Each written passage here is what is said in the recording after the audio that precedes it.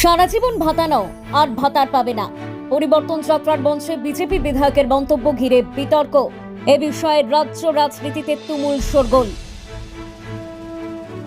উত্তর চব্বিশ পরগনার বসিরহাট মহকুমার স্বরূপনগর বিধানসভার তেতুলিয়া বিজেপির পরিবর্তন যাত্রার মঞ্চে বক্তব্য রাখতে গিয়ে বিতর্কে জড়ালেন হরিণঘাটার বিজেপি বিধায়ক তথা কবিয়াল অসীম সরকার। তার মন্তব্যকে ঘিরে রাজনৈতিক উত্তেজনা ছড়িয়েছে এলাকায়।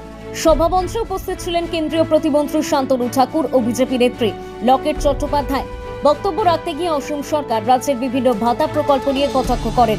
তিনি বলেন, 1500 টাকা করে ভাতা পাচ্ছেন যুবক যুবতীরা, সারা জীবন ভাতা নিলেও ভবিষ্যৎ করবে না, বিয়েও করতে পারবে না। এই মন্তব্য ঘিরেই শুরু হয়েছে বিতর্ক। তৃণমূলের অভিযোগ, লক্ষ্মীর ভান্ডার বা যুব সাথীর মতো প্রকল্পের সুবিধাভোগী মহিলা ও যুব সমাজকে অসম্মান করা হয়েছে। স্বরূপনগর দক্ষিণ ব্লকের যুব তৃণমূল কংগ্রেস সভাপতি সঞ্জীব পাল কড়া প্রতিক্রিয়া দিয়ে জানিয়ে বলেন, বাংলার নারীর সম্মানকে অপমান করা হয়েছে। যারা আত্মনির্ভর হওয়ার চেষ্টা করছেন তাদের বিরুদ্ধে এমন ভাষা ব্যবহার অনভিপ্রেত। তিনি দাবি করেন 2026 সালের বিধানসভা নির্বাচনে মানুষ এর জবাব দেবে। এই মন্তব্য ঘিরে রাজনৈতিক তরজা তীব্র আকার নিয়েছে। বিজেপির তরফে এখনো আনুষ্ঠানিক প্রতিক্রিয়া মেলেনি। তবে পরিবর্তন যাত্রার মঞ্চে এই মন্তব্যে যে নতুন বিতর্ক জন্ম দিল তা নিয়ে রাজনৈতিক মহলে জোর আলোচনা শুরু হয়েছে।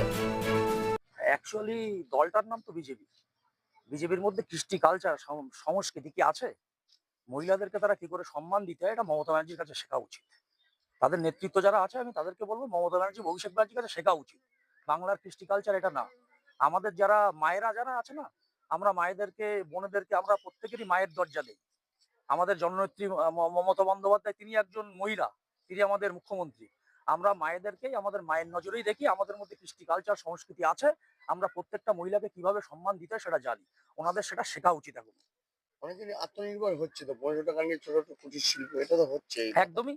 দেখুন প্রত্যেকটা মানুষের কাছে আমরা যদি আজকে সেন্ট্রাল গভর্নমেন্ট যারা আজকে বিভিন্ন জায়গায় বলছে, সেন্ট্রাল গভর্নমেন্টের যারা বিজেপির নেতৃত্বরা যারা বলছে যে পশ্চিমবঙ্গে যদি আমরা ক্ষমতায় আসতে পারি আমরা 3000 টাকা করে দেবো। আরে তো আমরা তো চাই দিক।